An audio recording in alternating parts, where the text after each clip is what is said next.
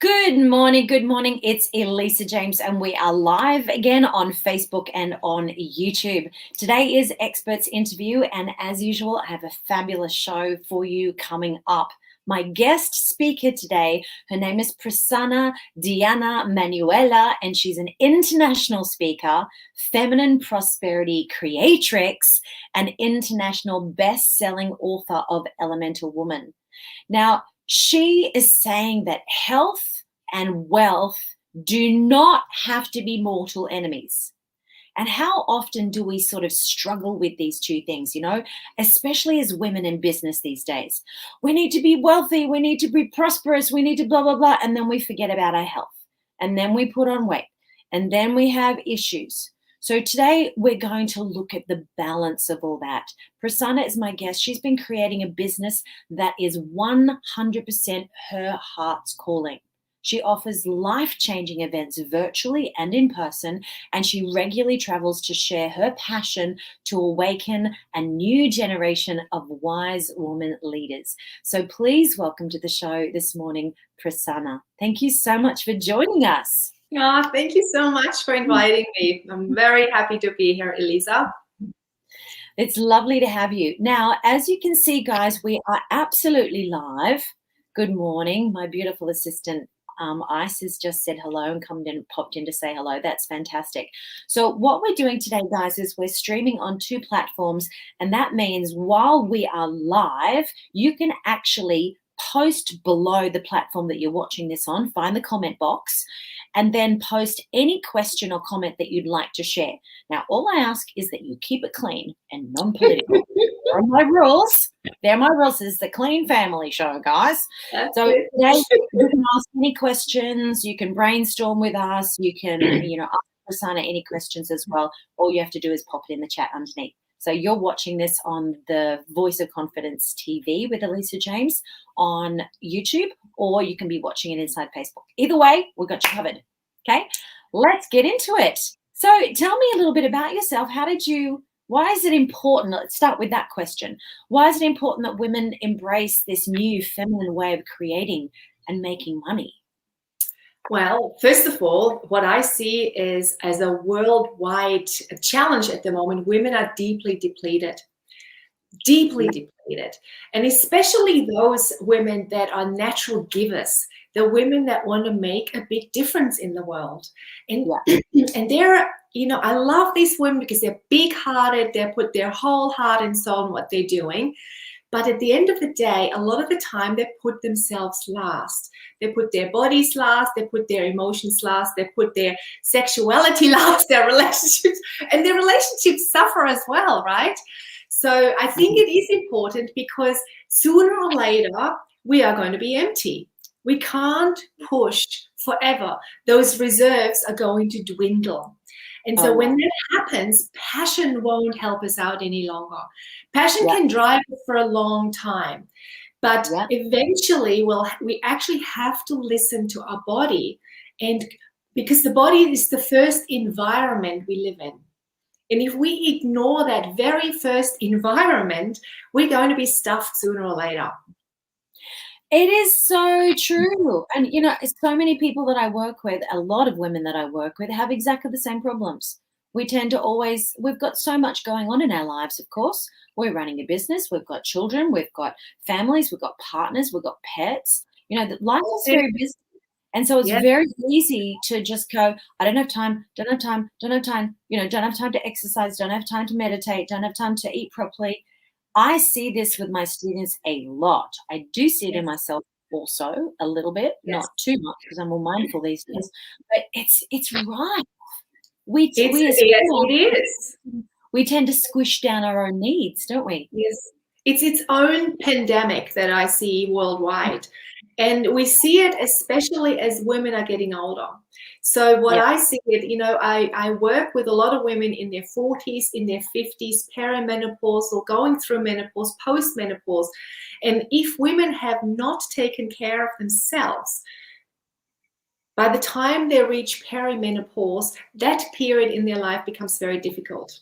Yeah. Right. I completely agree. A lot of the friends, because I'm in my 50s now, a lot of my friends at the same age are all going through those those changes and stages, and you can see who's looked after themselves and who hasn't. Totally. It really shows up in the way that our menopause like behaves and reacts, I suppose. I know Yes. it's genetic, of course, as well. But, if we just, exercise and be mindful and run our businesses in the right way from the heart, that just takes the pressure off. Yeah, I always say business needs to be in alignment with life and Yeah. not a life having to kind of fit in with business. It's the other way around. And when you Yeah. think about life, is our life force. It's got its own speed. It's got its own rhythm. It's got its own beat. And that is different from woman to woman as well, depending who we are. So just because somebody else can go number 10, full speed ahead, maybe that speed isn't right for you, or it's not right for you right now, right?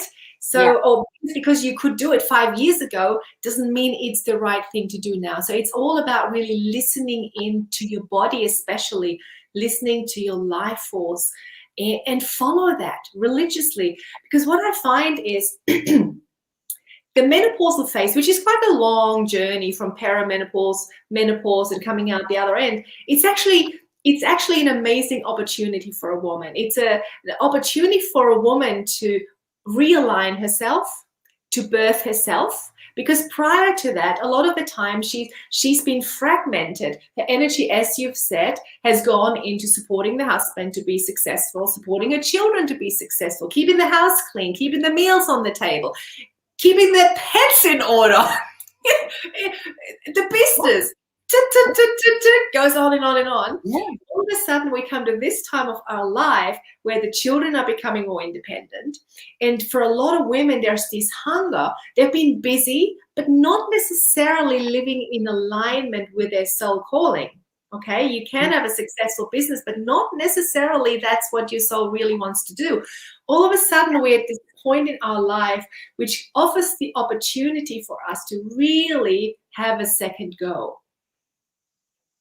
And for many women, that's the first time in their life they've actually got some space coming up in terms of so true. the background noise they're coming home to every single day, Yeah, that is so true. And I really resonate with what you said about the life calling, because when I was a singer for more than 35 years professionally, full-time. It took up all of my space in my life, and it ran my entire life.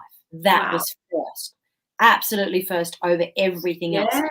And it got to a point, and I share this embarrassing little story with my students, but it got to a point where I would be standing on stages in massive big clubs in Australia before I left, and then mindfully just watching the television on the back wall. And when everything changed in the club industry and touring and stuff, they put in poker machines, they put in televisions. It was very disruptive, and the live music was not the same anymore. It wasn't for the music. They would be all, we'd feel like part of the furniture. It was just terrible. And so I would go into automatic mode, because there was nothing you could do against all this noise and the machines and all the instructions. And I would literally watch the television on the back wall and forget where I was, and then suddenly forget, did I just sing the bridge? Was I up to the second chorus? It's like I wasn't even there anymore. And then suddenly I get woken up, and it was just like a job. It got so bad that I had everything switched off, and I was on robotic mode. It's really depressing, isn't it? It's horrible, and people don't realize that such a beautiful industry, such as singing and acting and modeling, painting or whatever, can actually become a doldrum job just as much as being a secretary or being stuck behind the computer all day. It can absolutely be like that. You've got to have yourself in the right mindset, and you've got to have yourself in the right situation. So as I got older, I moved back to Australia and retired. I found that I finally found my passion of helping other people find their voice. Yeah, beautiful. That is like a massive, massive shift for me. Yes. And it's so much more fulfilling than just, singing and acting for a living. And I love it. I love singing and acting for a living, but not when it becomes a job. I want it to be joyful. Absolutely. But you see, the thing is, you are moving into eldership around this time in your life. So you've done the hard work on the ground. And then naturally, because we've got the life experience behind us, more wisdom, more life experience, it is time then to show other people the way. Nature has always shown it like this. And this is one of the things that I'm really passionate about. You know how you said, for me, that my passion is to awaken a new wise woman leadership in the world. It's like it's really important. We need a generation of wise women and wise men, because the world falls apart without it.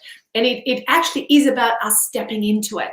For you, it was stepping into teaching, stepping into people owning their voice, and having the courage to speak their truth or sing or whatever. I'm not exactly sure in what way you're doing it, but that is profoundly important, because through that, you're helping many people's voices to get out there, not just yours. In a sense, you're living on in all these people. Yeah. No, that's exactly right. So let's move on to the second question.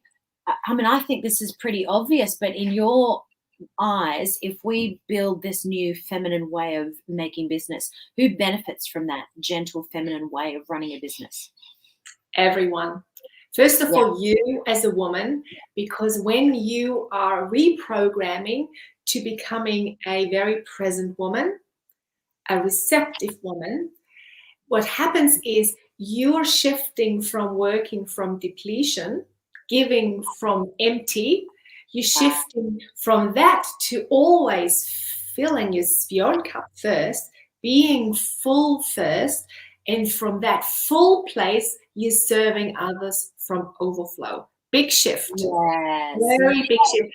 And it's only in that state of fullness that you can fully feel your own soul, your own being. And so that part can then really guide you in your life. It doesn't happen from empty. It comes from being full. You're so and of right. course, your children will benefit. Your relationships transform, because all of a sudden, you may be in a relationship for 30 years and you've disconnected. All of a sudden, because you're present, because you know yourself more deeply, you're connected to yourself more deeply, you see yourself more deeply, your partner then all of a sudden is able to see you more too, right? And so there's this whole opportunity of actually rekindling an old love or attracting a new love, if that's what's meant in your life. But literally, everyone benefits. Your clients benefit. There's not a thing that doesn't benefit by you putting yourself first. That's exactly right. And you've just described my life over the last 30 years. I had that long relationship where I lost touch with myself. It was all about him and about his journey and his dreams and traveling the world doing, stuff together, but it was always led by him, And then, when we broke up suddenly, unexpectedly, after 25 years, it was a massive shift for me, and it was an opportunity to find out who I was and what I wanted. And it was, of course, it was devastating at first, but over time, that opened me out to so many different possibilities of stepping back into who I was. I'd forgotten. Absolutely. I know. Prasanna, who I was. And I thought I knew. I honestly thought I knew. But when I actually had that and I was sitting in that ditch in the dark, like a mushroom, I had the chance to regrow and reshape. And you know what? I did exactly what you said. I found myself, I found my calling, I found my passion, I found my purpose, and my perfect man was attracted to all of that, and we rekindled, and it's been amazing. So did you say same partner as before or new partner? A new old partner from 35 years ago. Oh my goodness. Oh my goodness. I know, isn't that cool? It is so cool. But you know what? When this is for anyone who is stuck. When I was stuck in that relationship, Prasanna, I think I was more masculine. Yeah, absolutely. I was working my ass off. I was pushing hard for everything, and I just felt like I wasn't being heard. So I'd push harder, and then I ended up being so strong and so tough. I remember him saying to me one day, "You don't need me anymore." I thought, wow, that's pretty powerful. And that's, that's when it all sort of fell apart. But now I realize that I just worked too hard because I was trying to be somebody that I wasn't. And now I'm just me and more in that feminine space. And it feels so good. It feels so different. So for me, that's what I'm most passionate about, is bringing women to that place they don't know yet. Okay, and a lot of the time there are women that have done so much work, mind work, they've done work on the emotions, they've done a lot of work, but they don't really have discovered yet how to truly be present in your sexuality. Being a woman is the most exquisite thing. When you're thinking about it, that you have the opportunity or the possibility, the potential to create life. I mean, it doesn't get much better than that. But here's the thing. I truly believe that power that has the potential to create life has the potential to regenerate your body from the inside out. It's just we've forgotten how to access that power. We only connect it to our womb when we're pregnant or when we're menstruating or when we want to menstruate and we're not, or whatever. But just imagine if we could tap into that source of power, because it's like this golden pot inside of us, this gold, this life force. If we could tap into that every single day and fill the billions of cells in our body with it to bring us fully alive, here's the word again, life force, life, which is our soul force. You can't go wrong. That force is then so alive, it will guide you and you will be able to listen to it. But you have to learn how to do that. Yes, absolutely. I love that. I love the work that you do. How did you actually start with the whole thing? What was the catalyst?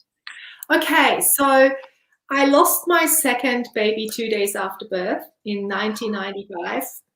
Which had a massive impact. I think that's actually that event put me on my path, actually. So it was definitely, meant to be. So I lost this baby, and at the time I was running a complementary health center with 8 practitioners. I was the yoga therapist, and my passion at the time was to help women trust their bodies to birth their babies naturally. So I was running prenatal yoga classes and postnatal, and I was also running birth preparation classes with a midwife, apart from running the health center, and also seeing people one-on-one. And so when I lost my baby, I did that for a while, but then I had this strong calling to withdraw from that and live on 10 acres of bush surrounded by nature. And so that were my healing and awakening years, really, because I spent many hours each day meditating. I spent many hours each day observing and absorbing nature. And what happened was, in that time, was like Mother Earth opened up and started speaking to me and revealing ancient wisdom for modern times for women. And so I realized my body really wasn't recovering very well, despite all of the things I was doing. And, I knew a lot about all sorts of different therapies and yoga therapy and Ayurveda and Chinese medicine, naturopathy. And I was running a health center. I had it at my fingertips. And yet my body kept deteriorating. It kept spiraling downhill. No matter what I did, it just wouldn't recover. And then there was a turning point. I was observing nature, how nature cycles. It's got daily cycles and monthly cycles and seasonal cycles. And there was my body with not a clue how to regain my own cycle. And it was like my body was bleeding every 2 to 3 weeks. And it was just washing out so many of my own nutrients out of my body. I became weaker and more depleted over time. And so what happened was, there was a point where I realized that I had no idea how to receive life force, how to receive the nourishment from the earth, how to receive life, how to receive nurturing. I'd forgotten how to do that.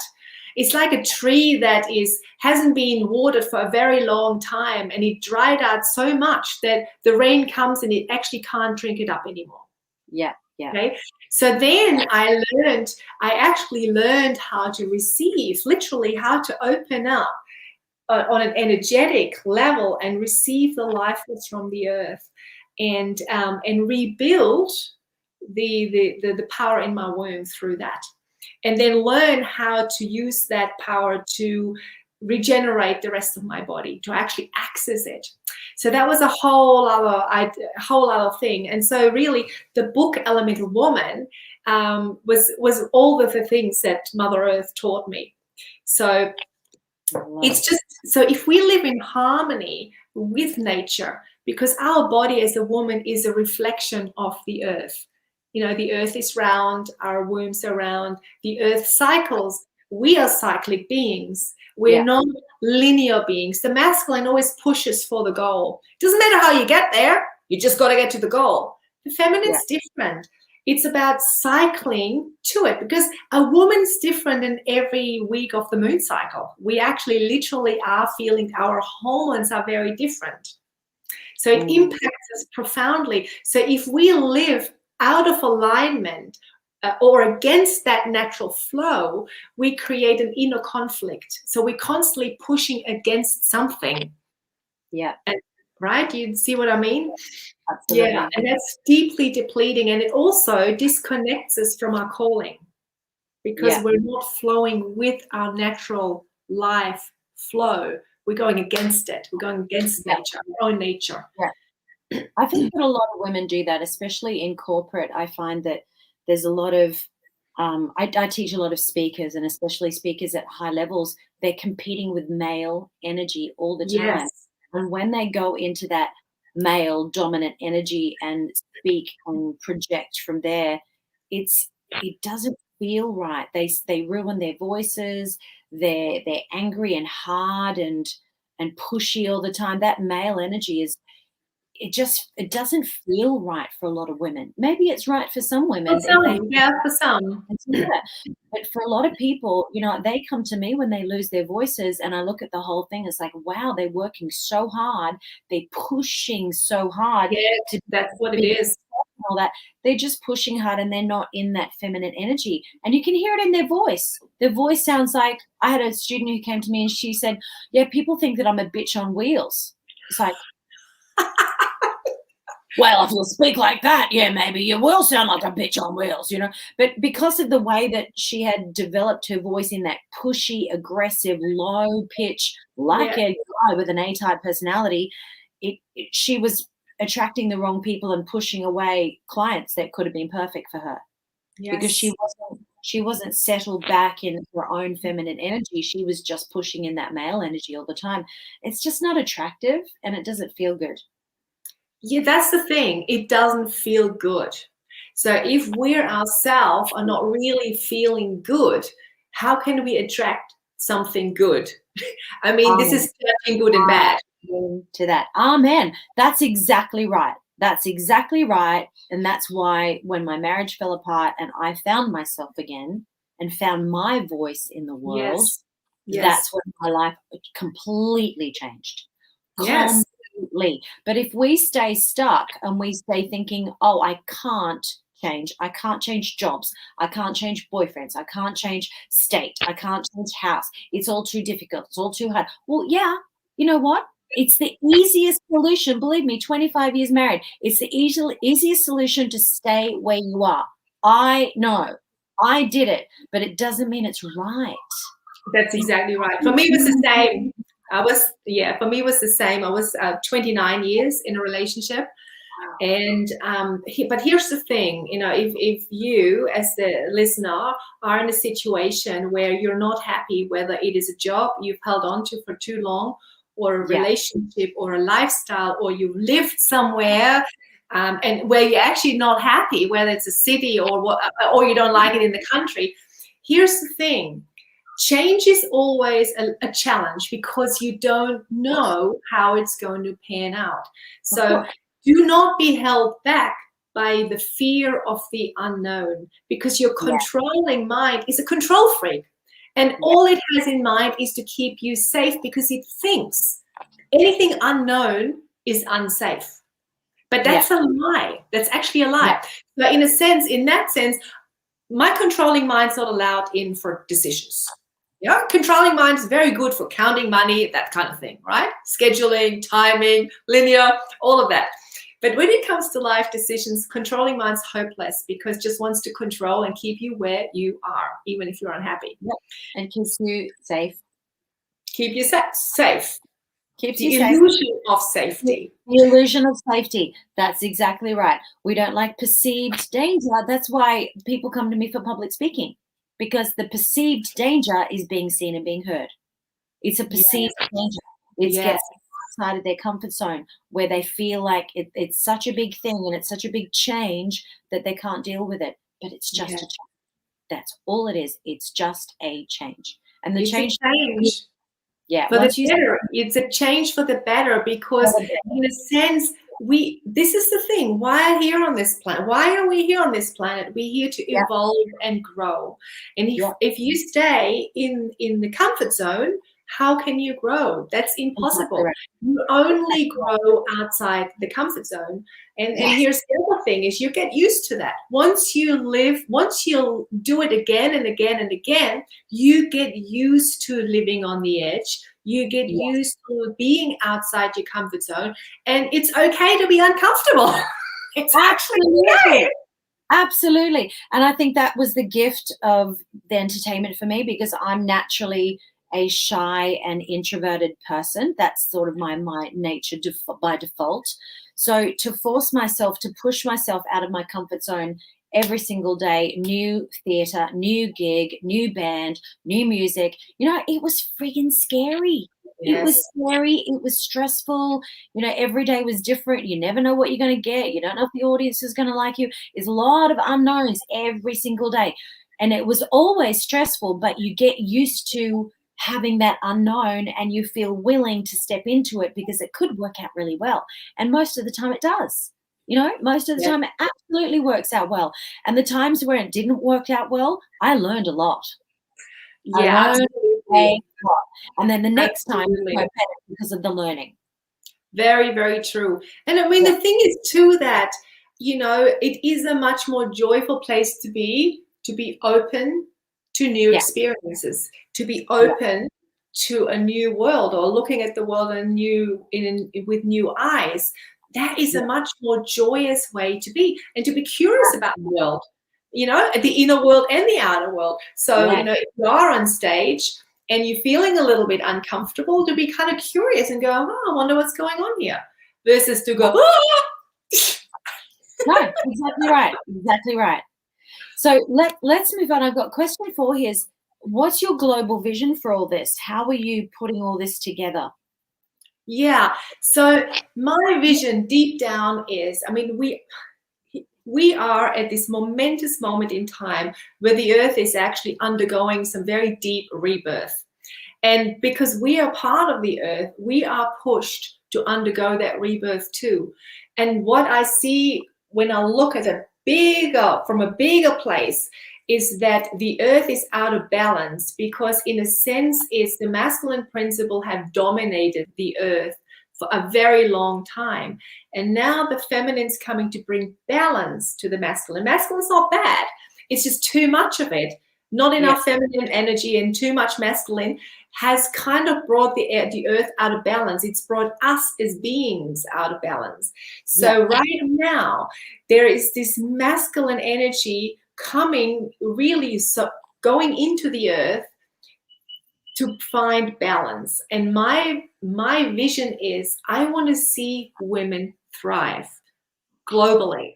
I want to see women owning their sexuality, their sensuality, owning their feminine superpowers like receptivity. It is a natural superpower that we have as a woman. We have forgotten about it.